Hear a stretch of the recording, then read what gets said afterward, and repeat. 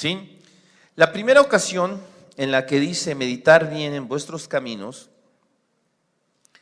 es la que menciona en el versículo 6, perdón, el versículo 5, donde dice meditad bien sobre vuestros caminos, ¿sí? Y les dice que mediten, que reflexionen, que piensen sobre la situación, que es precisamente lo que vimos la ocasión anterior, ¿sí? Meditad bien vuestros caminos, dice el 6, sembráis mucho, recogéis poco, ¿sí? Hagamos un análisis de nuestra vida, de nuestra realidad, que es lo que vimos, y comencemos a pensar de manera diferente. Ahora, ya meditamos, ya reflexionamos sobre la realidad, sobre lo que deberíamos estar pensando, sobre lo que deberíamos en dónde debería estar nuestra mente, en dónde debería estar nuestra visión, en dónde debería estar nuestro corazón. Ahora, en esta segunda parte, Dios nos vuelve a decir, mediten, reflexionen sobre vuestros caminos. Pero ahora la idea, más que simplemente tener una visión, un concepto o hacer una reflexión en el sentido de solamente para darnos cuenta, ahora ya vienen una serie de instrucciones, vienen una serie de, vamos a decirlo así, de ordenanzas, 3 principalmente, en este versículo que vamos a estar leyendo, que vamos a estar estudiando. En este versículo, que es el versículo 8, ¿sí? Vienen 3 instrucciones. La primera es, subid al monte, ya hablamos de lo que es subir, traed madera y reedificad la casa. Estas tres palabras, que es subid, traed y reedificad, son 3 palabras que están en una forma imperativa. Pero además de que están en una forma imperativa, estas tres palabras tienen una implicación que tiene que ver precisamente con algo que nos toca hacer. La primera reflexión y el primer meditar tenía que ver con la visión, tenía que ver con aceptar la realidad. Esta siguiente meditación, esta siguiente reflexión tiene más que ver ya no con simplemente pensar, aceptar, reconocer.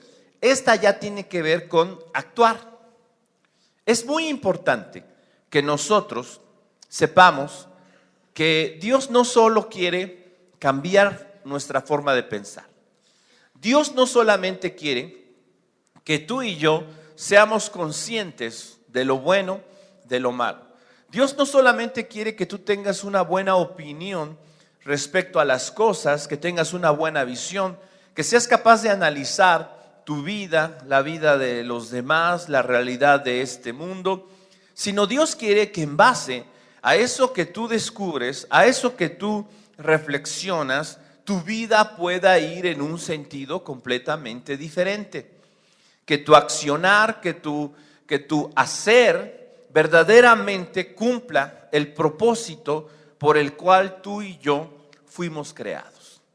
La Biblia nos enseña que hay una razón para que tú y yo fuésemos creados. Vamos a mirar ahorita en algunos textos que la Biblia nos enseña que tú y yo fuimos creados para su gloria. Fuimos creados para glorificarle. Y si nosotros revisamos lo que dice este texto, todas estas acciones, que es subid, traed y reedificad, tienen como objetivo, ¿sí? En esta parte, el texto en nuestra versión, que es la Reina Valera, dice, pondré en ella mi voluntad y seré glorificado, ha dicho Jehová. Pero vamos a revisar otras versiones para ver qué es lo que otras versiones nos dicen. Por ejemplo, la Biblia de las Américas hace una mejor traducción de un vocablo, ¿sí? Que en este caso la Reina Valera traduce, pondré en ella mi voluntad. Una mejor traducción es para que me agrade de él, ¿sí? Para que me agrade. Fíjate una cosa, todas las acciones que Dios le pide a su pueblo que lleve a cabo tienen un objetivo o tienen una razón de ser. ¿Cuál es ese objetivo y esa razón de ser? Es para que Él se agrade, para que Él se agrade no solamente eso, sino dice el final del texto, y sea yo glorificado, dice el Señor. Otra versión que podemos ver es la Nueva Traducción Viviente.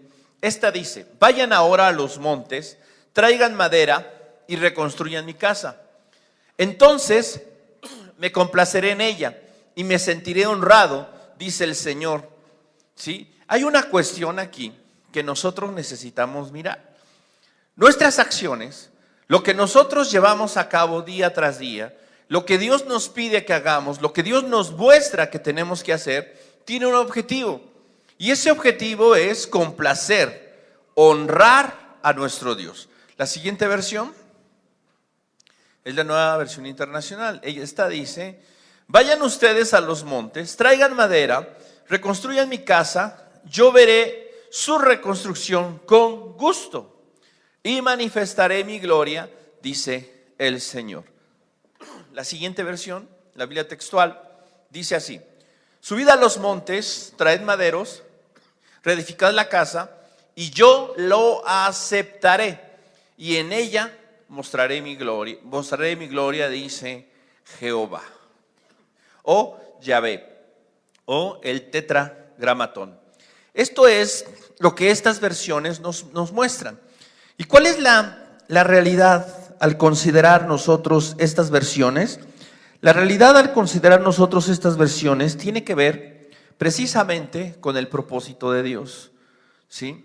El propósito de Dios para nuestra vida tiene que ver con esto, ¿sí? Tiene que ver con el que nosotros podamos glorificarle, con que nosotros podamos complacerle. Ponemos la siguiente, por favor. Cuando dice la Biblia aquí, en nuestra versión, dice que pondré en ella mi voluntad, que las otras versiones dicen: me complaceré, miraré con agrado, ¿sí?, lo que ustedes hacen. Aquí esta palabra que se traduce pondré mi voluntad, que otras versiones traducen como estaré contento, estaré complacido, es una palabra hebrea que es ratzá. Esta palabra ratzá, ¿sí?, como lo vemos ahí, es el vocablo 7521. Esta palabra tiene un significado de estar contento con, estar complacido con, hacerse aceptable, agradable, satisfacer y complacer. ¿Cuál es el objetivo de las instrucciones que Dios da en ese sentido para su pueblo?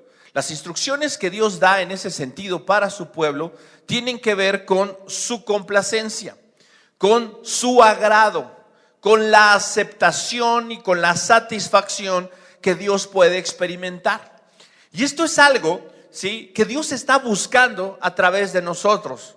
Dios está buscando que a través de nosotros Él pueda sentirse complacido, Él pueda sentirse satisfecho, pueda sentirse agradado, contento en ese sentido. Y sabes, muchas veces nosotros perdemos de vista este objetivo en nuestras vidas. ¿Por qué razón? ¿Por qué? Porque el egoísmo, porque el egocentrismo que hoy se enseña, el humanismo que se pregona no solamente en la sociedad, sino en muchas iglesias, tiene como objetivo precisamente robarle a Dios eso. ¿Cuál es la idea de todo lo que Dios nos muestra en su palabra y nos marca? La idea de Dios no es, sabes, mira, voy a crear un mundo para que tú te complazcas en él. La idea que Dios tenía cuando creó este mundo y este universo no fue simplemente decir voy a hacer el mejor mar, la mejor vista, la mejor tierra, los mejores árboles, los mejores frutos para que el hombre los disfrute.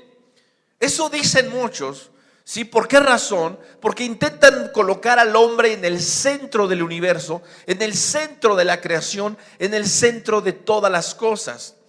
Y tal parece como si Dios sirviera a nuestros propósitos, como si Dios fuese aquel que está deseoso con la intención completa y total y como único objetivo de complacer al hombre, hacer feliz al hombre, que el hombre pueda encontrarse a sí mismo y sentirse realizado en este gran universo. ¿Sabes?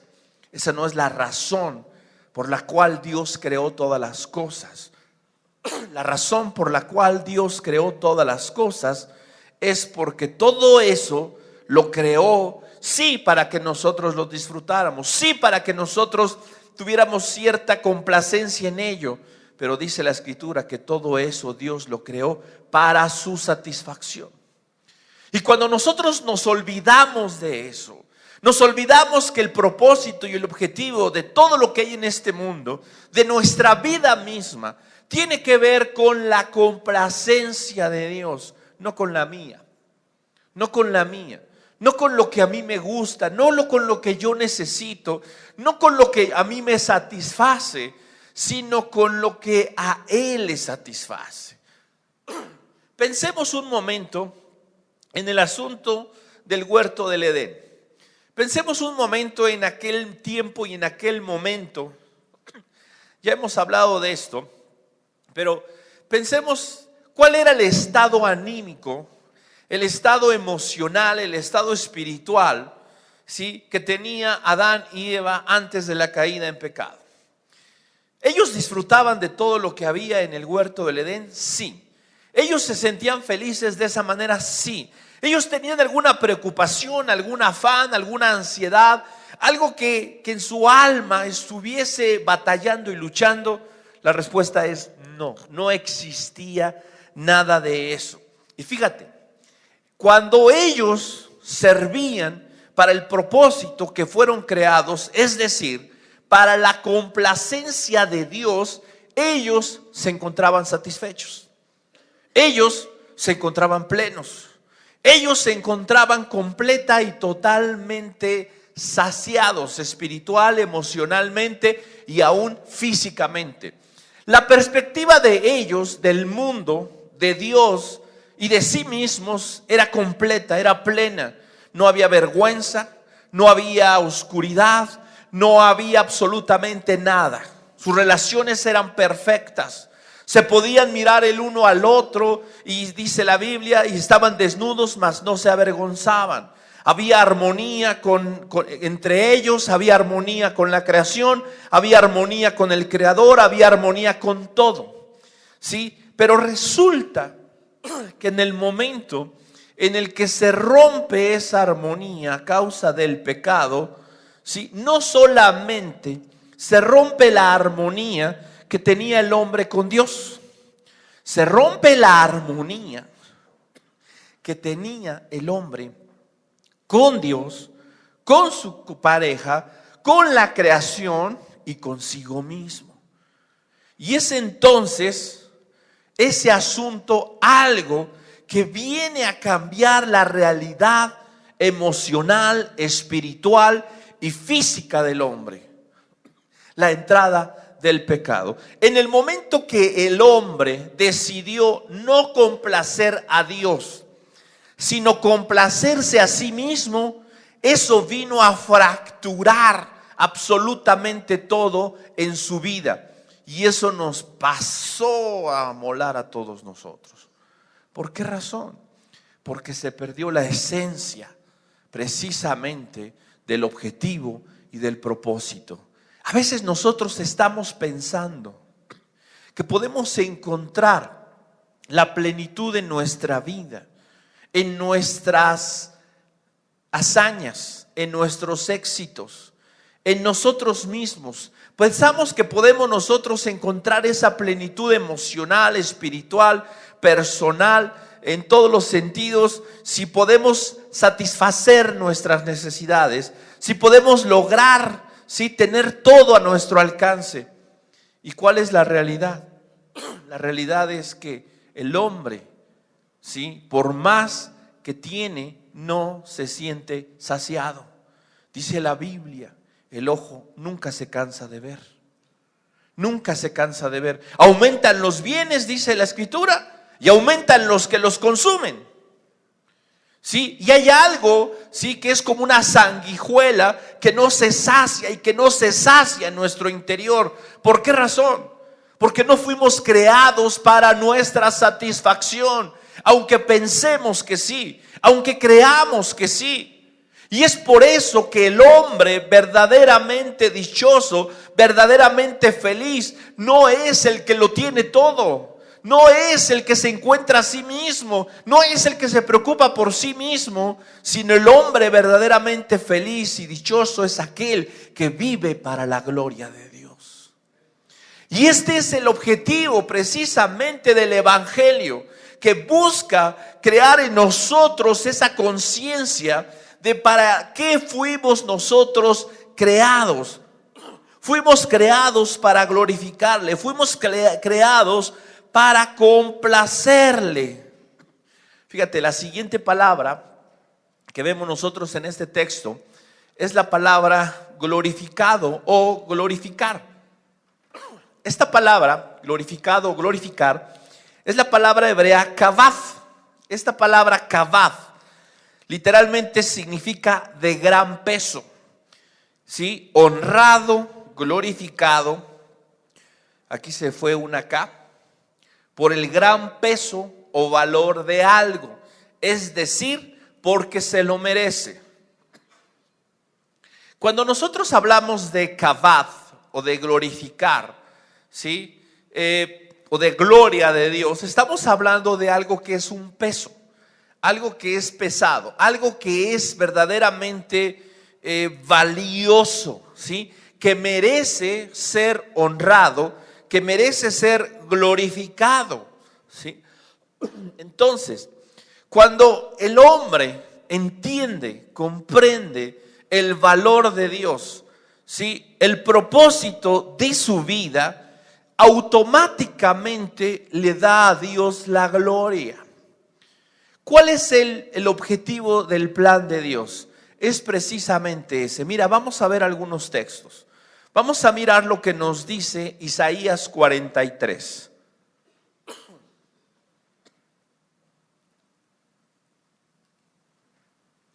Isaías 43. Y vamos a leer desde el 1. Isaías 43, 1.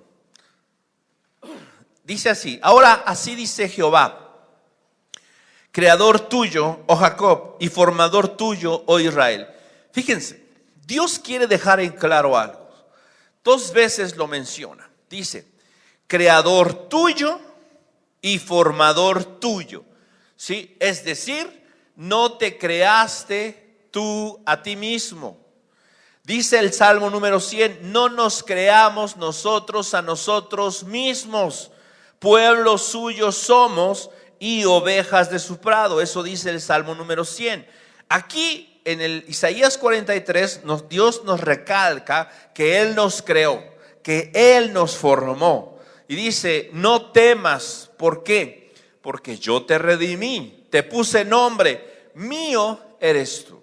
Si tú has sido redimido, si tú has sido comprado por el precio de la sangre de Jesucristo, hay algo que tenemos que recordar. Es que no nos pertenecemos. ¿Sí? Tenemos un nombre sobre nosotros que es el nombre de Dios, ¿sí? Y además le pertenecemos a alguien. Ese alguien es Dios. Dice, no temas. ¿Por qué? Porque eres mío, porque me perteneces. Viene una serie de palabras de aliento. Dice ahí en el versículo 2, cuando pases por las aguas, yo estaré contigo. Si por los ríos, no te anegarán. Cuando pases por el fuego, no te quemará, ni la llama arderá en ti. Porque yo, Jehová, ¿sí?, Dios tuyo, el Santo de Israel, soy tu Salvador. A Egipto he dado por tu rescate, a Etiopía y a Seba por ti. Porque a mis ojos fuiste de gran estima, fuiste honorable y yo te amé. Daré pues hombres por ti, naciones por tu vida. No temas porque yo estoy contigo. Del oriente traeré tu generación y del occidente te recogeré. Diré al norte, da acá, y al sur no detengas. Trae de lejos mis hijos y mis hijas, de los confines de la tierra. Y fíjate, y viene el verso 7 que es muy interesante porque dice: todos los llamados de mi nombre, para gloria mía los he creado, los formé y los hice. Fíjate, dice que a todos los llamados de mi nombre, todos aquellos sobre los cuales está el sello del Espíritu Santo, todos aquellos sobre los cuales está el nombre de Dios, dice el texto, ¿sí?, fueron creados para un propósito. ¿Cuál es ese propósito? Para gloria suya. Los creó, dice, nos creó, nos formó y nos hizo. ¿Para qué? Para cumplir con ese propósito, para que nosotros podamos cumplir con ese objetivo. De ahí podemos nosotros saltarnos al versículo 10, al 14. Y dice así el verso 14: así dice Jehová, Redentor vuestro, el Santo de Israel: por vosotros envié a Babilonia e hice descender como fugitivos a todos ellos, aun a los caldeos en las naves de que se gloriaban. Yo, Jehová, Santo vuestro, Creador de Israel, vuestro Rey. Así dice Jehová, el que abre camino en el mar y senda en las aguas impetuosas, el que saca carro y caballo, ejército y fuerza, caen juntamente para no levantarse, fenecen como pábilo, quedan apagados. No os acordéis de las cosas pasadas, ni traigáis a memoria las cosas antiguas. He aquí que yo hago cosa nueva, pronto saldrá a la luz. ¿No la conoceréis? Otra vez abriré camino en el desierto y ríos en la soledad. Las fieras del campo me honrarán, los chacales y los pollos del avestruz, porque daré aguas en el desierto, ríos en la soledad, para que beba mi pueblo, mi escogido. Este pueblo, dice aquí, he creado para mí, mis alabanzas publicará.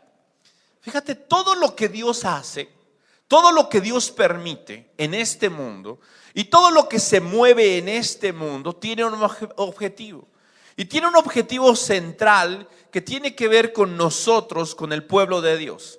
Aquí literalmente está refiriéndose a Israel, sí, pero definitivamente dentro del contexto y dentro de la idea de Dios, nosotros también ahora formamos parte del pueblo de Dios. Y esto nos coloca en el centro de la voluntad de Dios, en el centro del propósito de Dios, que tiene que ver precisamente con que todo lo que está a nuestro alrededor sirva a nuestra vida, a nuestro corazón, pero no para nuestra satisfacción, sino para la satisfacción y para la gloria de Dios.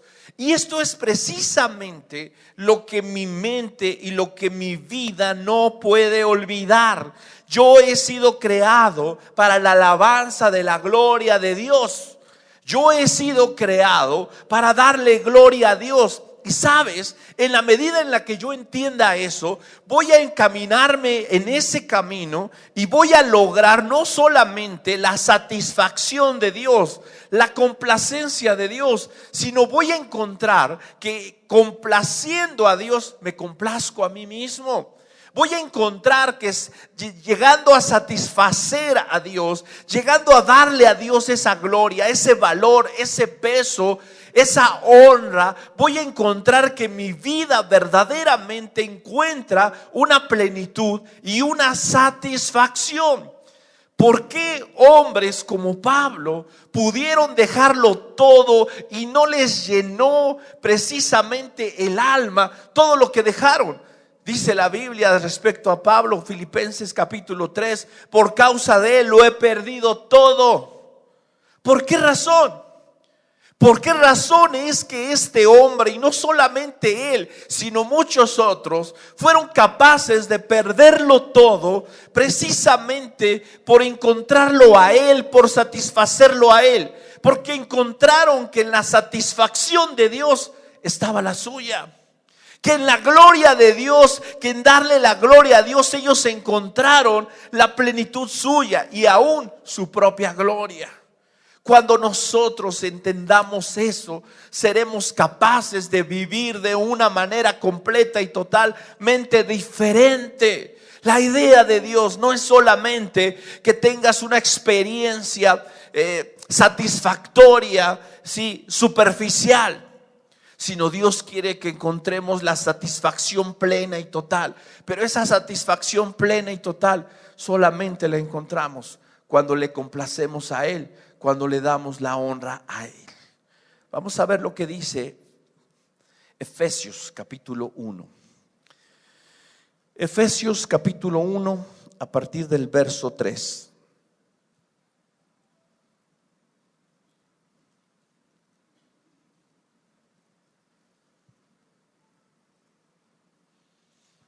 Bendito sea el Dios y Padre de nuestro Señor Jesucristo, ¿sí?, que nos bendijo con toda bendición espiritual en los lugares celestiales en Cristo.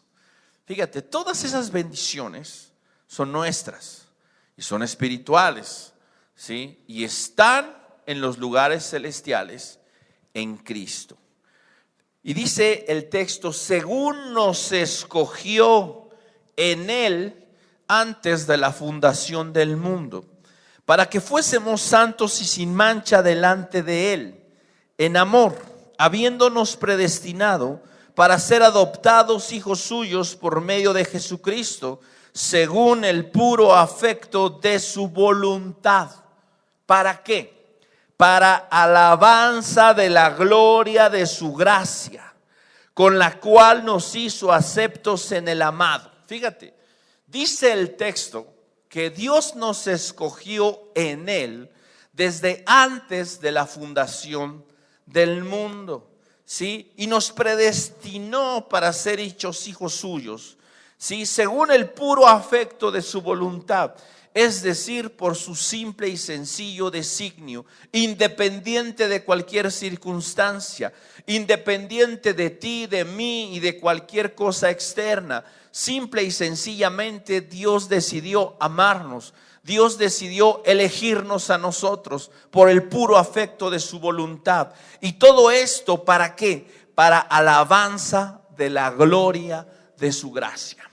Para alabanza de la gloria de su gracia, dice, con la cual nos hizo aceptos en el amado, en quien tenemos redención por su sangre, el perdón de pecados, según las riquezas de su gracia, que hizo sobreabundar para con nosotros en toda sabiduría e inteligencia, dándonos a conocer el misterio de su voluntad, según su beneplácito. Fíjate, según su beneplácito, según su complacencia, según su satisfacción, el cual se había propuesto en sí mismo de reunir todas las cosas en Cristo en la dispensación de los tiempos, así de las que están en los cielos como las que están en la tierra.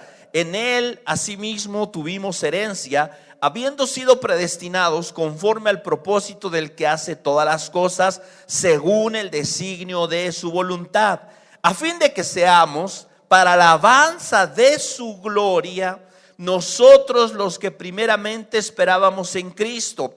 En Él también vosotros, habiendo oído la palabra de verdad, el evangelio de vuestra salvación, y habiendo creído en Él, fuisteis sellados con el Espíritu Santo de la promesa, que es las arras de nuestra herencia, hasta la redención de la posesión adquirida para alabanza de su gloria.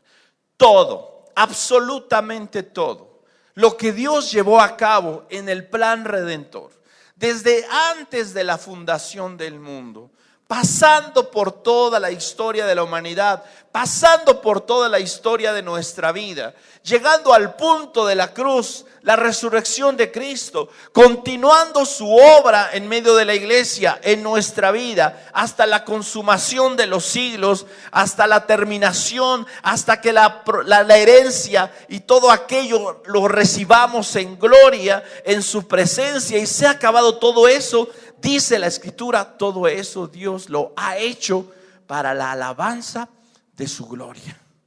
Dios en ese sentido está tratando de que nosotros podamos ver, podamos entender que todo el plan y todo el designio que Él precisamente ha establecido para nuestras vidas tiene que ver no con nosotros, tiene que ver precisamente con Él.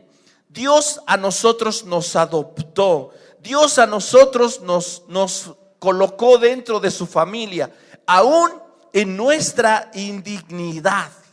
¿Sí? En nuestra indignidad, dice el texto, para la alabanza de la gloria de su gracia. Cuando tú y yo somos capaces de considerar nuestra vida, yo no sé qué tan pecador te sientas tú. Yo sé que muchos de los que estamos aquí no nos sentimos tan pecadores. Quizá vemos otros que nos sentimos los más pecadores del mundo. Déjame decirte una cosa. Yo no sé qué pecado es el que tú cometiste o que has cometido o que estás cometiendo. Yo no sé cómo consideres tu pecado comparado con el de los demás. Yo sé que tal vez tú consideras que tú no eres ni un asesino, ni un violador, que no eres un perverso, que no eres de lo peor, según tu imagen, según tu concepto. Déjame decirte una cosa, delante de Dios es exactamente igual un asesino, un violador que un mentiroso. Es exactamente igual un orgulloso, un soberbio, que el peor asesino y el peor psicópata que el mundo haya conocido. ¿Por qué razón? Porque tanto el homicidio, la violación, como la mentira, como el orgullo y como la soberbia tienen un destino final que se llama infierno. No importa que tú no practiques y tú no mates y tú no hagas aquello que ante los ojos de los demás parece muy grave. El alma que pecare, dice la Escritura, esa morirá. Y cuando tú eres consciente de tu pecado y que el pecado que tú tienes o tenías o tienes, ¿sí? Te puede llevar al infierno, te puede condenar eternamente en un tormento y sufrimiento eterno, inacabable, inagotable, del cual nada ni nadie te podrá librar. Cuando tú entiendes eso, cuando tú eres capaz de reconocer eso, sabes, no puede existir otra cuestión en tu vida sino gratitud y alabanza a la gracia de Dios por ese extraordinario favor y misericordia que Dios ha tenido de nosotros. Cuando Dios hace evidente su amor, su misericordia por gracia, no por mérito, ¿sí? Él es alabado, Él es reconocido. Pero además de que Él es reconocido y Él es alabado, yo en mi corazón le alabo y le agradezco no obligatoriamente, sino simple y sencillamente como una respuesta de lo que Él ha hecho, de lo que Él me ha dado, de lo que Él me ha concedido. Y es eso lo que Dios está precisamente buscando en nuestra vida. Lo que Él está tratando de abrir en nuestro corazón y delante de nuestros ojos es la magnitud de lo que Él ha hecho por nosotros. ¿Para qué? Para que podamos reconocerle, para que podamos entender de una vez por todas lo maravilloso que ha sido Él con nosotros y nuestra vida pueda buscar y pueda intentar hacer algo. Cuando el hombre verdaderamente entiende la obra de Dios que Él ha llevado a cabo por él, a su favor, no hay otra cosa sino una pregunta: ¿qué haremos? Cuando Pedro predicó por primera vez ahí en el libro de los Hechos, habló de lo que el hombre había hecho y cómo crucificaron a Jesús y cómo lo entregaron y cómo hicieron todo aquello. ¿Cuál fue la respuesta de los que oyeron ese mensaje? Dice: varones, hermanos, ¿qué haremos? ¿Qué haremos? ¿Sabes? Cuando tú meditas, entiendes lo que Dios ha hecho, tu condición, y te das cuenta de la vida que has llevado, de lo que te ha librado el Señor, entonces la pregunta es: ¿qué tengo que hacer? ¿Qué tengo que hacer? Ahora, ¿qué voy a hacer? Si tú no te estás preguntando eso, si tú no estás pensando en ahora, cómo mi vida puede servir para la gloria de Dios.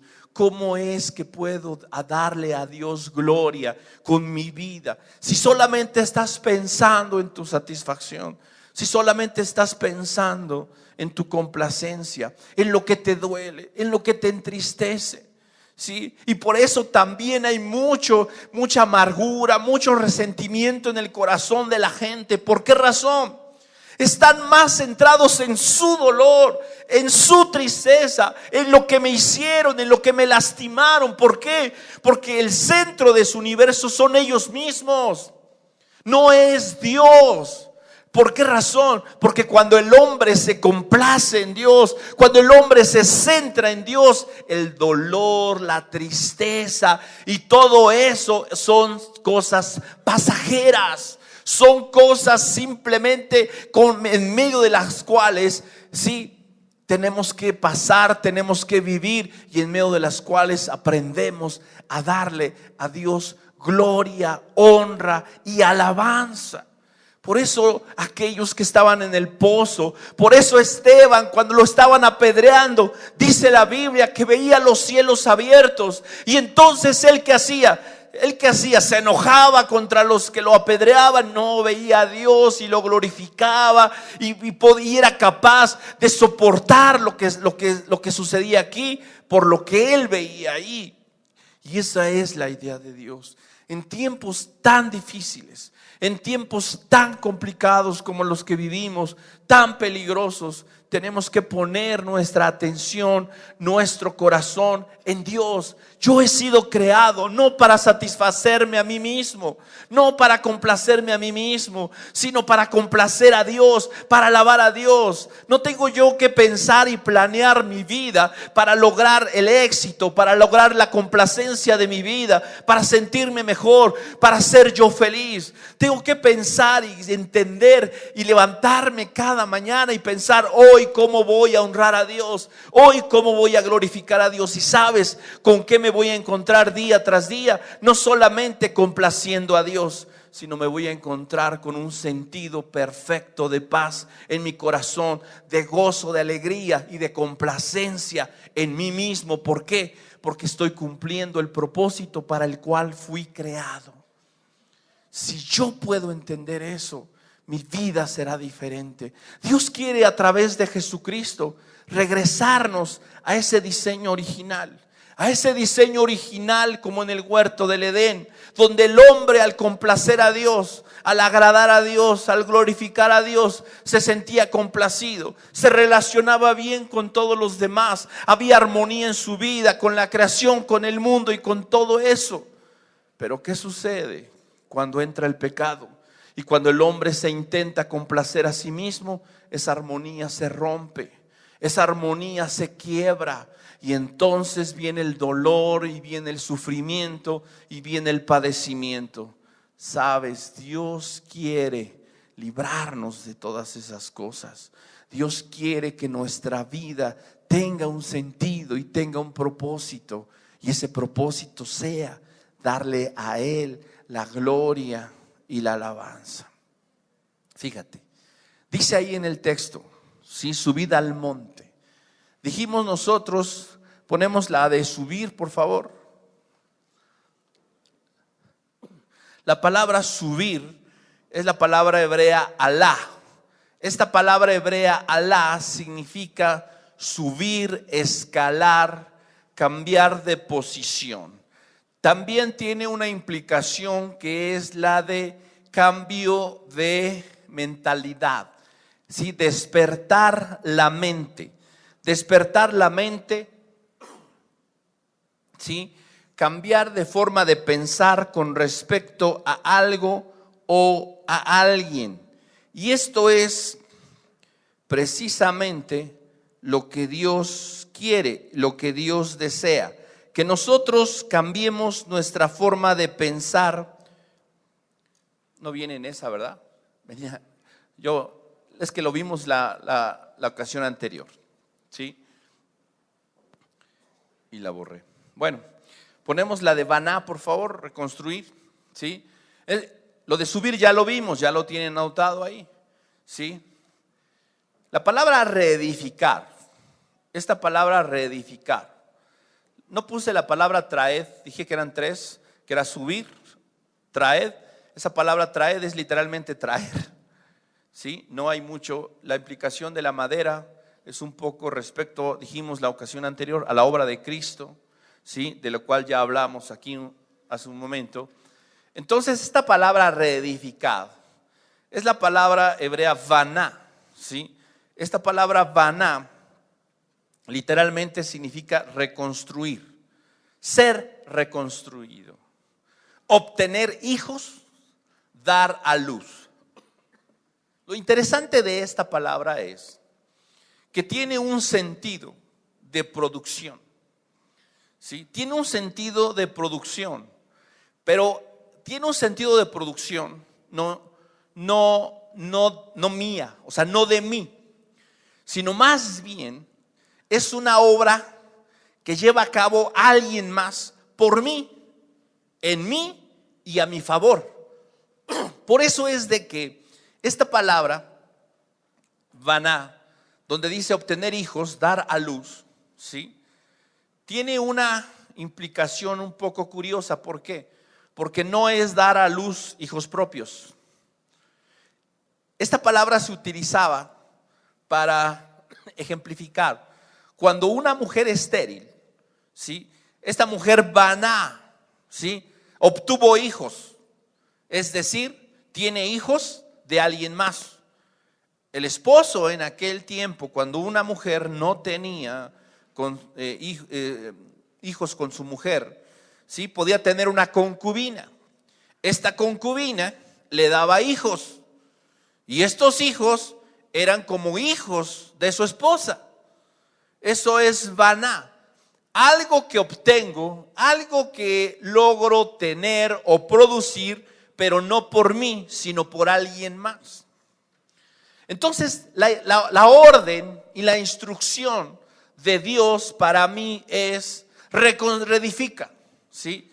Pero ¿qué es lo que nos dice Dios cuando reedifiquemos? Dios nos dice que esa obra, ¿sabes? No la voy a llevar yo a cabo. La va a llevar Él en mí. Y lo que se produzca en mí no va a ser una obra mía, sino va a ser el producto y el resultado de lo que Él va a hacer en mí. Y eso es precisamente lo que yo debo de entender. Yo quiero edificar mi vida, yo quiero reconstruir mi vida, ¿sabes? Tengo que hacerlo a su manera y dejar que Él sea el que lo haga. ¿Cuántos de nosotros no hemos intentado reconstruir nuestras vidas? Y lo hacemos a nuestra manera, con nuestras reglas, con nuestras normas. Y lo hacemos de acuerdo a lo que nosotros creemos que es mejor, que es más correcto, que es más adecuado. ¿Y qué resulta? Nos ayuda y nos sirve por un tiempo. Y nos damos cuenta después que eso simplemente funcionó por un tiempo. Lo que Dios hace, a diferencia de lo que nosotros hacemos, es permanente.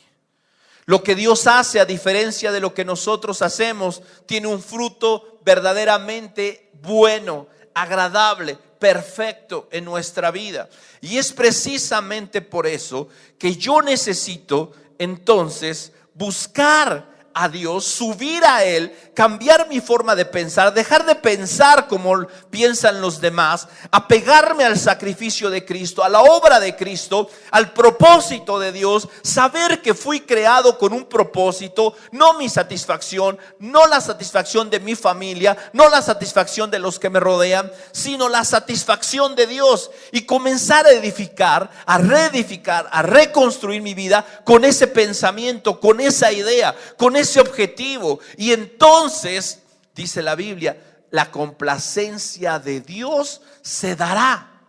Y dice, y entonces pondré mi gloria en la vida de esta persona. Y esto es lo que Dios está buscando en nosotros, producir en nuestra vida.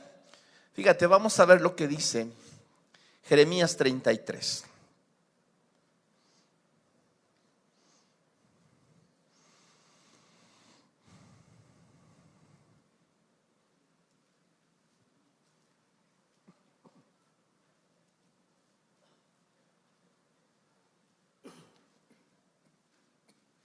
Conocemos este pasaje. Dice el verso 2: así ha dicho Jehová, que hizo la tierra, Jehová que la formó para firmarla, Jehová es su nombre.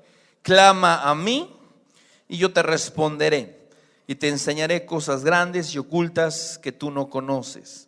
Porque así ha dicho Jehová, Dios de Israel, acerca de las casas de esta ciudad y de las casas de los reyes. Y habla de toda la destrucción y todo el juicio que vino a Israel y todo aquello que vino por causa de su desobediencia. Pero la promesa de Dios, verso 8, dice: los limpiaré de toda su maldad con que pecaron contra mí, y perdonaré todos sus pecados con que contra mí pecaron y con que contra mí se rebelaron. Y me será a mí por nombre de gozo, de alabanza y de gloria entre todas las naciones de la tierra, que habrán oído todo el bien que yo les hago, y temerán y temblarán de todo el bien y de toda la paz que yo les haré. ¿Qué es lo que Dios dice aquí?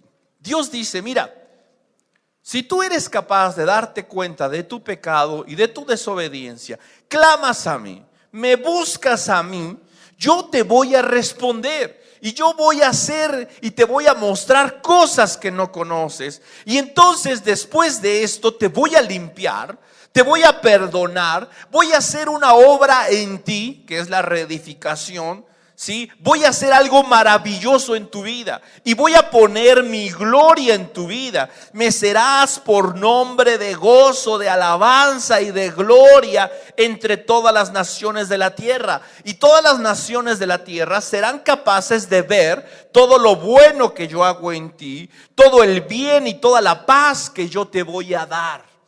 Esa es la diferencia. La diferencia de cuando tú estás haciendo las cosas a tu manera, para tu complacencia, para tu satisfacción. Sabes, todo es momentáneo, todo es pasajero, todo es efímero. Y es más, te puedo decir que ni siquiera llega a cumplir las expectativas que tienes. ¿Por qué? Porque siempre queremos más, porque no hay nada que nos sacie, que nos llene y que nos satisfaga. Pero cuando tú vienes a Dios, cuando tú lo buscas a Él, cuando tú te arrepientes de tus pecados, cuando tú dejas que Él comience a trabajar en tu vida, entonces las cosas son diferentes. Entonces el bien y la paz y todo aquello que Dios tiene para nosotros se manifiesta, se nota, se ve. Hay una diferencia completa y total entre tu oscuridad, sí, interna, espiritual, emocional, y la luz de Dios en tu vida. Terminamos ahí en el Salmo 102. El Salmo 102 dice, a partir del verso 11: mis días son como sombra que se va, y me has secado como la hierba. Mas tú, Jehová, permanecerás para siempre, y tu memoria de generación en generación. Te levantarás y tendrás misericordia de Sión, porque es tiempo de tener misericordia de ella, porque el plazo ha llegado. Fíjate, dijimos nosotros cuando comenzamos el estudio de Ageo que Dios consideraba que había llegado el tiempo. Israel decía: no es tiempo. Dios dice: es tiempo. El tiempo, sabes, se está agotando. El tiempo de Dios se está agotando.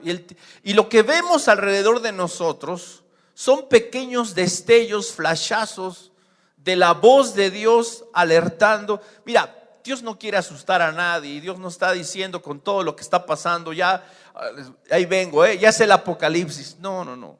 Pero la Biblia dice que Él, de una u otra manera, a sus escogidos y a sus hijos les va a avisar y les va a mostrar lo que está haciendo.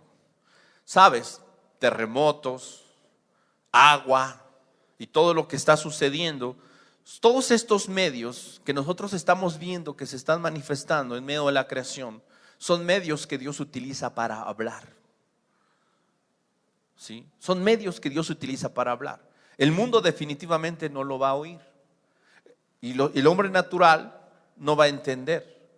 Pero si nosotros somos entendidos y somos capaces de escuchar la voz de Dios, es un llamado de atención para nosotros. Un llamado de atención en el cual Dios nos dice: es momento y es tiempo de que despertemos, ¿sí? Dice el texto aquí: el plazo ha llegado, porque tus siervos aman sus piedras, es decir, de Jerusalén, y del polvo de ella tienen compasión. Entonces las naciones temerán el nombre de Jehová, y todos los reyes de la tierra tu gloria, por cuanto Jehová habrá vaná. Sí, aquí es la misma palabra, vaná. Por cuanto Jehová habrá vaná, reedificado, dice, a Sión, y en su gloria será visto. Habrá considerado la oración de los desvalidos y no habrá desechado el ruego de ellos. Se escribirá esto para la generación venidera, y el pueblo que está por nacer alabará a Jehová, porque miró desde lo alto de su santuario. Jehová miró desde los cielos a la tierra para oír el gemido de los presos, para soltar a los sentenciados a muerte, para que publique en Sión el nombre de Jehová y su alabanza en Jerusalén. ¿Sabes? Dios va a reedificar nuestra vida, o promete reedificar nuestra vida. Aquellos que entienden, que reflexionan, que meditando en su vida, en su condición, en la obra de Dios, en lo que Dios les ofrece, son capaces de subir a Él, ¿sí? De apegarse al sacrificio de Cristo, de encontrar el sentido de propósito en Él, creados para su gloria, ¿sí? Y entonces se dejan intervenir por Dios, se dejan reedificar por Dios, y entonces sobre de estos el nombre de Dios se manifiesta. Y eso es lo que Dios quiere. Y sabes, lo desafortunado del asunto, lo triste del asunto es que no todos escuchan este llamado, que no a todos les cae el 20. No todos sienten esa necesidad de subir a Él. No todos sienten ese llamado, ese palpitar en su corazón del llamado de su espíritu, ¿sí? Precisamente a estar con Él, a dejar lo vano de este mundo, a dejar su autosatisfacción por buscar la de Él. Lo triste es que no todos lo escuchan, ¿sí? No todos sienten eso, ¿sí? Y tal vez hoy muchos de ustedes salen de aquí y seguirán con su vida como si nada hubiera pasado. Van a salir y van a seguir, volver a lo suyo, a lo mismo. Pero estoy seguro que algunos van a sentir el llamado de su espíritu a su corazón. Y van a buscarlo como nunca antes lo habían hecho. ¿Por qué? Porque el tiempo ha llegado. Porque el tiempo ha llegado, ¿sí? Cuando el tiempo llegó y se cumplió y vino Jesús a este mundo, y dice la Biblia, envió a su hijo varón, semejanza de hombre, ¿sí? Bajo la ley. ¿Qué dice la Biblia? Desafortunadamente a los suyos vino y los suyos no le recibieron. ¿Por qué? Porque amaron más las tinieblas que la luz, porque sus obras eran malas. ¿Por qué no escucharon el llamado de Dios?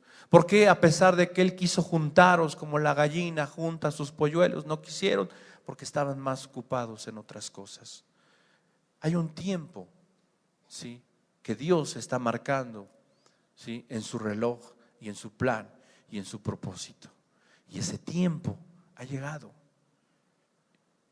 Y ojalá puedas tú escuchar, no la voz del hombre, no la voz emocional de alguien, sino la voz de su espíritu que te está llamando, que nos está llamando para acercarnos a Él, para buscarlo a Él, y para que nuestra vida comience a única y exclusivamente darle a Él la gloria y la honra. ¿Por qué? Porque para eso fuimos creados, porque ese es el propósito de nuestra vida. Vamos a inclinar nuestro rostro.